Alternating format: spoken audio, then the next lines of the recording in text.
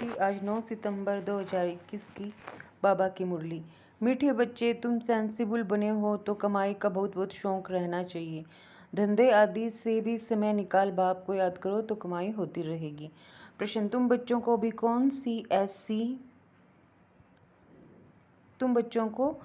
कौन सी ऐसी श्रीमत मिलती है जो कभी नहीं मिली? उत्तर 1, तुम्हें इस समय बाप श्रीमत देते हैं। मीठे बच्चे, सवेरे सवेरे उठकर बाप की याद में बैठो तो पूरा वर्षा मिलेगा। गृहस्थ व्यवहार में रहते कमल फूल समान रहो। ऐसी श्रीमत दूसरे सत्संगों में कभी मिल नहीं सकती। उन सत्संगों में बाप और वर्षे की बात नहीं, तुम्ही हो माता पिता, तुम्ही हो। ओम शांति।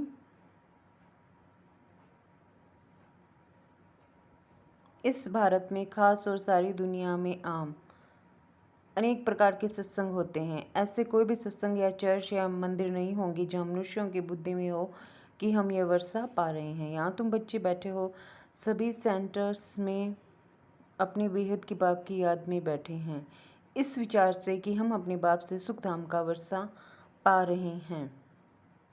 ऐसे और कोई सत्संग व चर्च आदि में नहीं समझेंगे। तुम बच्चों की बुद्धि में ही हैं।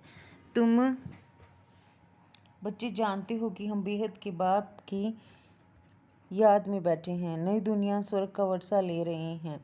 सब बच्चे एक बाप से वर्षा ले रहे हैं। इतने ढेर बच्चे वृद्धि को पाते रहते हैं। सबको श्रीमत मिलती है। सवेरे उठकर बाप को याद करो।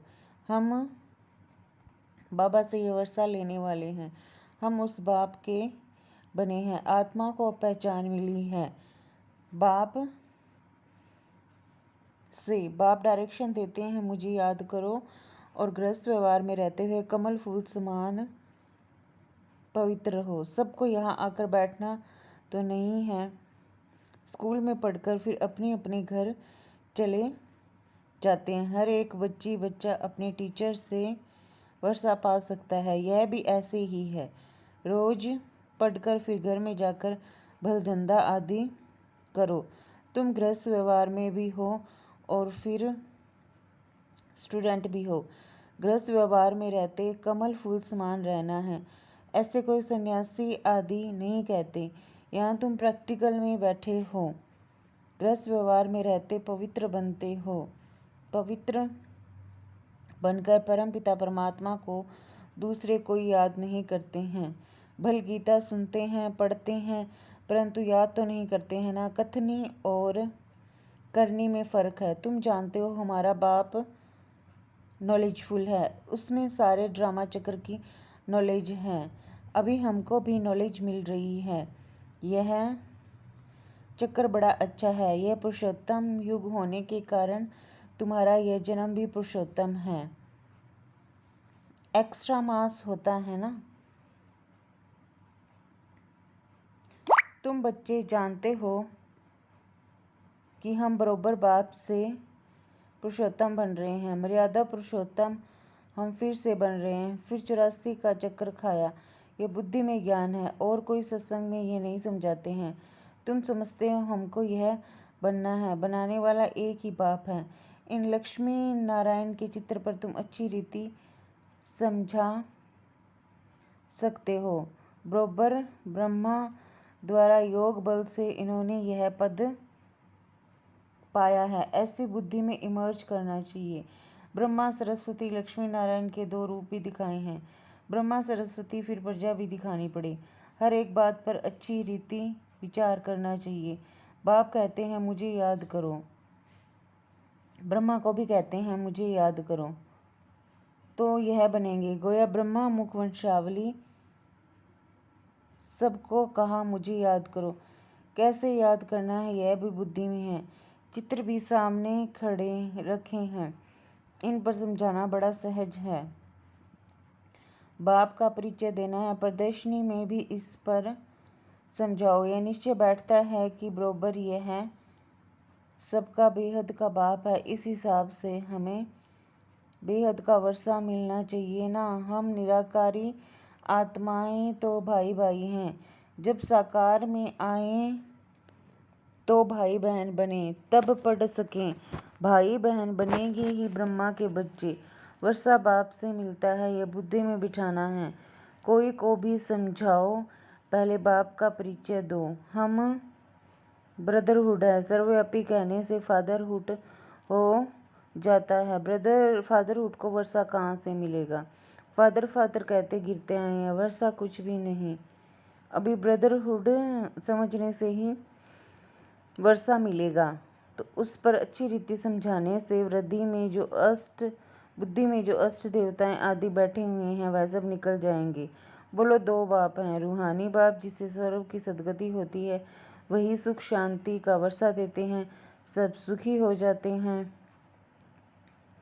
उनको कहा जाता है हेवनली गॉड फादर, स्वर्ग रचने वाला। पहले बाप का प्रभाव बुद्धि में बिठाना चाहिए। यह है आत्माओं का बेहद का बाप, उनको ही पतित पावन कहते हैं। तुम आत्मा परम पिता परमात्मा के बच्चे हो, यह निश्चय पक्का करो। मूल बात पहले यह बुद्धि में बिठानी है। यह समझे तब खुशी का पारा चढ़े और कहें कि हम बाप को याद जरूर करेंगे। हमको निश्चय होता है हम बाप को याद कर विश्व का मालिक बनेंगे। यह खुशी बहुत रहेगी। समझदार होगा और बुद्धि में पूरा निश्चय होगा तो कहेगा, ऐसा बेहद का बाप जो दादा में आता है, पहले तो उनसे मिले। शिव बाबा ब्रह्मा द्वारा ही हमसे बात कर सकेंगे। तुम आत्मा तो उनसे मिली नहीं तो याद कैसे करेंगे? बच्चे अडॉप्ट हों तो याद पड़े, अडॉप्ट ही नहीं होंगे तो याद कैसे पड़ेगा? पहले उनके बनो। ऐसे बाप के साथ तो झट मिलना चाहिए। बाप भी यही पूछेंगे, तुम अपने को आत्मा समझते हो? मैं तुम आत्माओं का बाप हूँ। शिव बाबा तुमसे बात कर रहे हैं। मेरी आत्मा का बाप सो तुम्हारा भी बाप है।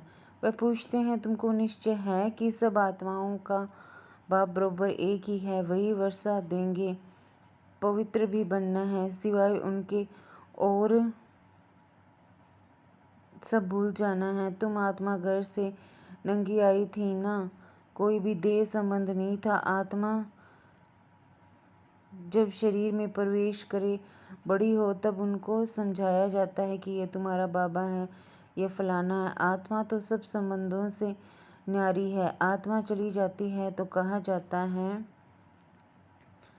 आप मुए मर गई दुनिया, बंधन रहित हो जाती है जब तक दूसरा शरीर मिले, माता के गर्भ में जाकर बाहर निकले। समझदार हो फिर है संबंध की बात।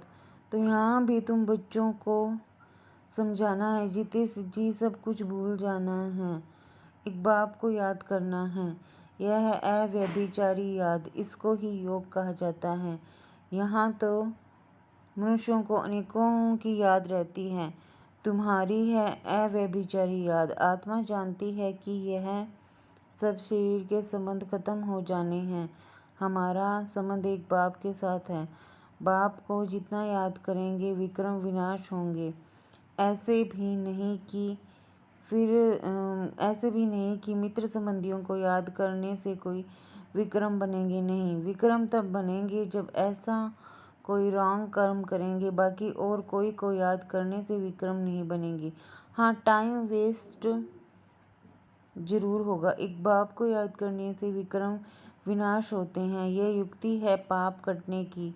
बाकी संबंध आदि तो याद रहते हैं, शरीर निर्वाह अर्थ धंधा आदि सब करो, परंतु जितना टाइम मिले बाप को याद करते रहो तो खाद निकल जाए। पर मूल बात यह है, अंदर में ही विचार करो कि पतित से पावन कैसे बने। बाप को याद करना पड़े। गृहस्थ व्यवहार में रहना है। सन्यासी लोग भी शरीर छोड़ फिर गृहस्थियों के पास जाकर जन्म लेते हैं। ऐसे तो नहीं, जन्म जन्मांतर के लिए पावन बन जाते हैं। वॉइसलेस वर्ड तो अभी कोई है नहीं, यह है विशेष वर्ड, इनसे कोई निकल नहीं सकते। विशेष वर्ड में रहने के कारण कुछ न कुछ खामी जरूर हैं। बाकी दुनिया है ही दो, विशेष वर्ड और वॉइसलेस वर्ड। पावन दुनिया में देवताएं रहते थे तो समझाने में बहुत सहज होगा। इस पतित दुनिया का भी विनाश होना है। विनाश होने के पहले बेहद बाप से वर्षा लेना है। बाबा कहते हैं, देह के संबंध छोड़ अपने को आत्मा निश्चय करो और बाप को याद करो तो तुम पावन बन जाएंगे। बाप कहते हैं, तुम मुझे पतित पावन कहते हो ना। गंगा में डुबकी लगाने वाले तो बहुत हैं, ऐसे थोड़े ही पावन बन जाएंगे। प्रदर्शनी में समझाना बहुत अच्छी तरह पड़ता है। प्रजापिता तो यहाँ ही चाहिए। नीचे ये ब्रह्मा और ब्रह्म कुमारियाँ तपस्या कर रहे हैं, तो यह बात अच्छी रीति समझानी है चाहिए। किसी को भी हड्डी जिगरी समझाना है। बित बित करने से बदनाम कर देंगे। अगर देखो हम कहाँ मूछते हैं तो कहो अच्छा थोड़ा ठहरो, हम दूसरी बहन को भेजते हैं। एक दो से तीखे होते हैं ना। प्रदर्शनी मेले में जांच करनी चाहिए कि ठीक समझाते हैं, कोई डिबेट तो नहीं करते हैं। गेट पर भी पहचान वाला चाहिए। अनेक प्रकार के आते हैं ना। बड़े आदमी को जरूर रिगार्ड देंगे, फ़र्क तो जरूर रहेगा। इसमें यह नहीं आना चाहिए कि इन पर प्यार है, इन पर नहीं है, द्वैत दृष्टि है। नहीं, इनको द्वैत नहीं कहा जाता है। समझते हैं यहाँ बड़े आदमी की खातिरी की जाती है। सर्वशक्तिमान की खातिरी करेंगे ना। बड़े आदमी की खातिरी की जाती है, सर्विस की खातिरी करेंगे ना। कोई ने मकान बनवा कर दिया है तो उनकी खातिरी तो जरूर करेंगे ना। तुम्हारे लिए ही तो मकान बने हैं ना। जो मेहनत कर राजा बनते हैं तो प्रजा ऑटोमेटिकली खातिरी करेगी ना। कम दर्जे वाले से ऊंच दर्जे वाले की खातिरी तो होगी ना। बेहद के बाप की सारी दुनिया की आत्माएं बच्चे हैं, परंतु जन्म लिया है भारत में। भारतवासी जो पहले ऊंच थे अब नीच बन गए, तो बाप कहते हैं मैं आया हूँ पढ़ाने। मैं भारत में आता हूँ तो सबका कल्याण हो जाता है। इन पर्टिकुलर इन जनरल हो तो होता है ना। अभी भारत ही नरक है, फिर स्वर्ग बनता है, तो भारत में ही तो जाएंगे ना। और जगह जाकर क्या करेंगे? भारत में ही भक्ति मार्ग में पहले सोमनाथ का बड़ा आलीशान मंदिर बनाया था। जैसे चर्च बड़े थे बड़ी विलायत में बनाएंगे, क्योंकि पोप की ली हुई राजाई है। सब चर्च एक जैसी नहीं होती है, नंबरवार तो होगी ना। सोमनाथ का मंदिर कितना हीरे जवाहरों से भरपूर था। मुसलमान आदि लूट कर ले गए, बहुत धनवान थे। चर्च से क्या लूट सकेंगे? मनुष्य धन की पिछाड़ी पड़ते हैं ना। मोहम्मद गजनवी कितना ले गया, फिर अंग्रेज आए, वह भी यहाँ से धन भेजते गए, बहुत धन ले गए। अब वह तुमको वापस मिल रहा है, करोड़ों रुपया देते हैं। यह सब आई वेल समय आने पर मिल रहा है।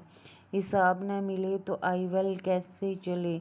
बाप समझाते हैं यह ड्रामा कैसे बना हुआ है, ये लेन देन का हिसाब कैसा है। फिर भी तुम बच्चों को अब स्वर्ग का मालिक बनना है। ये वर्ल्ड की हिस्ट्री ज्योग्राफी कैसे चक्कर लगाती है वह भी बच्चों को समझाया है। फिर भी कहते हैं बच्चे मन मना भव, यह सब फिर रिपीट होगा। हर चीज़ सतो से तमो प्रधान बन जाएगी।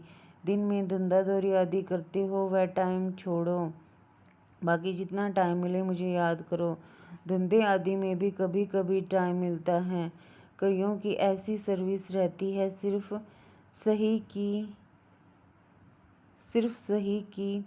सही की खल्लास। ऐसे भी बहुत फ्री रहते हैं। फिर भी रात तो अपनी ही है। दिन में शरीर निर्वाह के लिए कमाई करते हो, रात को फिर यह कमाई करो। यह है भविष्य 21 जन्मों के लिए।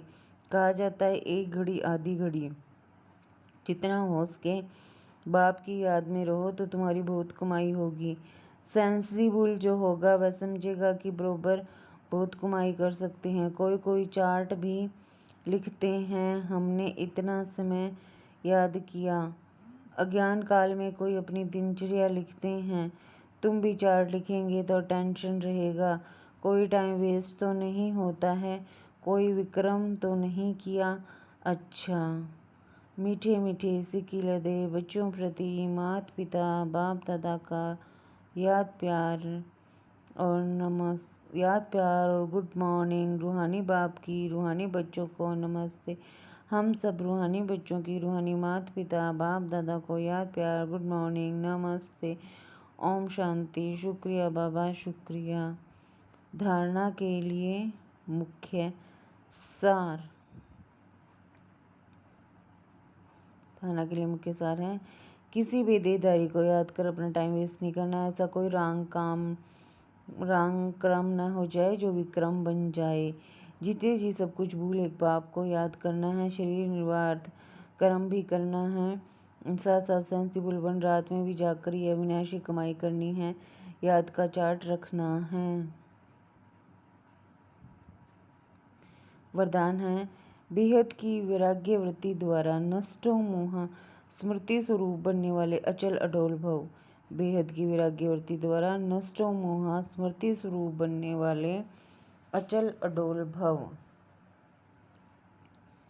जो सदा बेहद की वैराग्य वृत्ति में रहते हैं वह कभी किसी भी दृश्य को देख घबराते या हिलते नहीं हैं, सदा अचल अडोल रहते हैं, क्योंकि बेहद की वैराग्य वृत्ति से नष्टो मोह स्मृति स्वरूप बन जाते हैं।